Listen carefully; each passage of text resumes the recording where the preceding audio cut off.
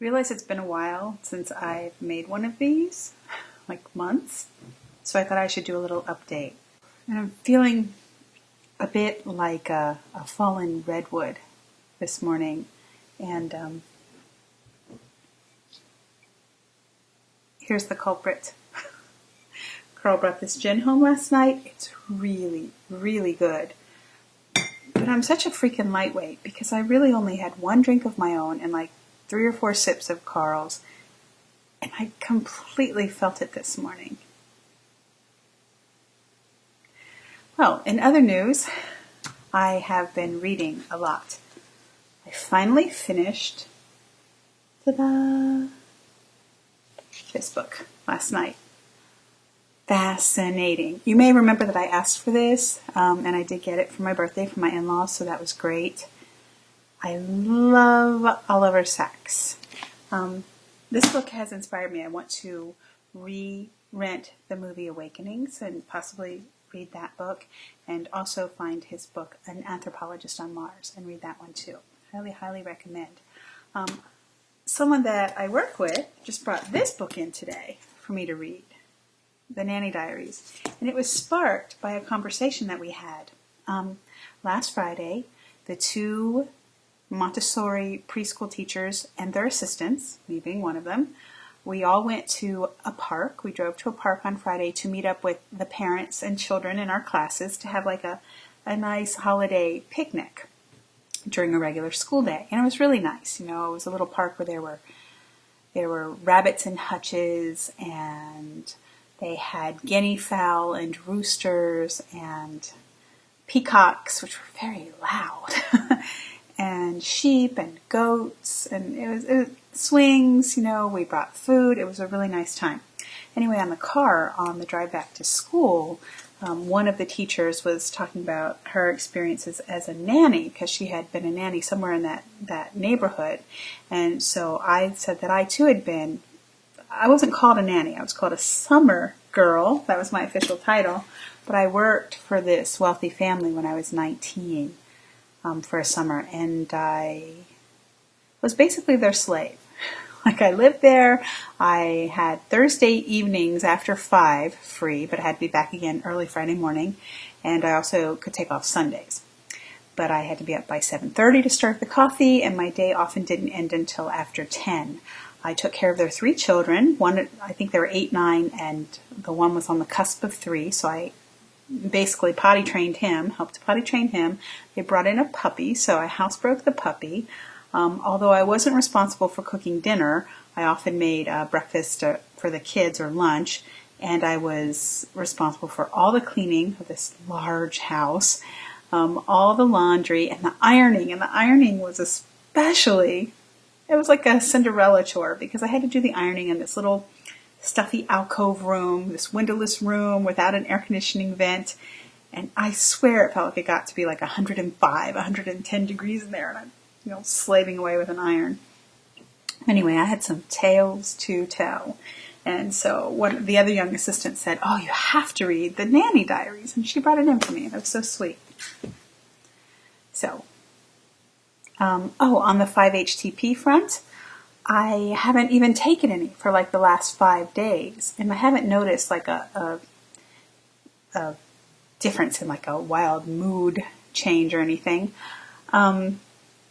I still am falling asleep at night, so I don't know if I'm going to credit it with getting me in the habit of going to bed at a reasonable hour, say 11 o'clock, and being able to fall asleep within, 20 minutes or so, which is really good for me. Those staying up all night sessions, staying up until 5, 6, or 7 a.m., which used to happen once or twice a week, are now more like once or twice a month.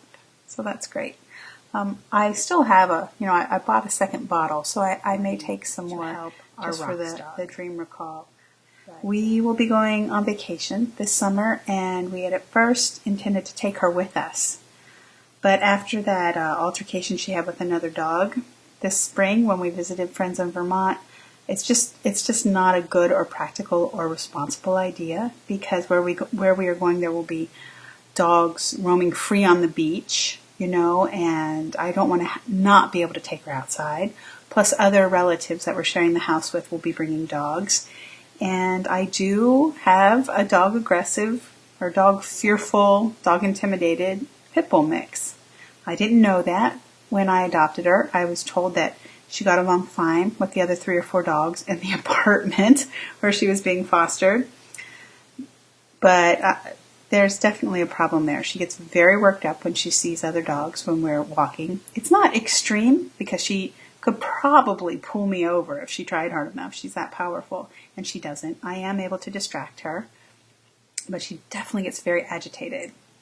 And so though I feel very confident in my abilities as a dog person, I know how to handle, a strong dog and how to train in basic commands and train a dog to do tricks. I mean, Roxy in the 11 months she's been here has learned probably 18 different commands, very, very well.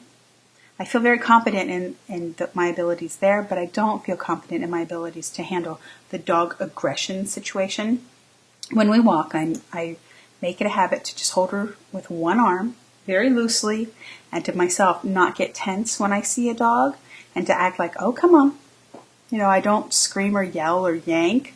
I just keep walking and just keep pulling her with me. I have tried to take her on walks without the prong collar, and she definitely pulls more on just a flat collar, so much so that she starts to choke herself. So we're back to the prong collar. Maybe that will have to be a lifetime thing. She just sighed in her crate. I don't know. Well, anyways, that's what I've been doing. I've still been working on training the dog and thinking about solutions for the dog. I have called spoken with people at 2 different boarding kennels that take dog aggressive pit bull mixes, and they will make sure that she's separated from the other dogs. There's no dog happy hour for her, and for an extra fee, someone will come and play with her alone in a specific play area for like 20 minutes a day. But I really don't want to board this dog, because here's a dog that was taken from an abusive situation, found, tied and bruised and depressed, and taken to New York Animal Control, and then rescued from there, and then placed in a foster situation that was not very good. She was yanked from that first foster situation, then placed in another home for a week, and then we adopted her. So I'm sure she would probably, I don't even think she fully trusts us yet. And I just don't want to have a setback by abandoning her for a week in another facility full of barking dogs, On the other hand, we have friends, a couple who said that they would watch her, but they're not used to being around this kind of like intense dog.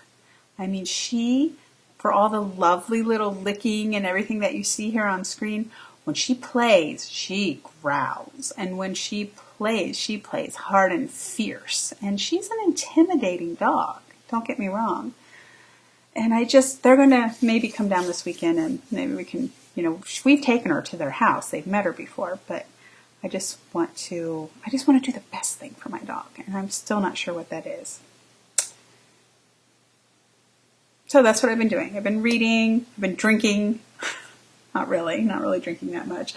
I've been working at the Montessori school. I only have 3 shifts left. Anna only has 4.5 days left, and then it's summer vacation.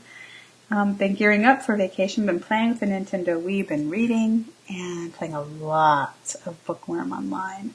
I had a 25 million point game. Addict! Okay, that's what I've been doing. See ya.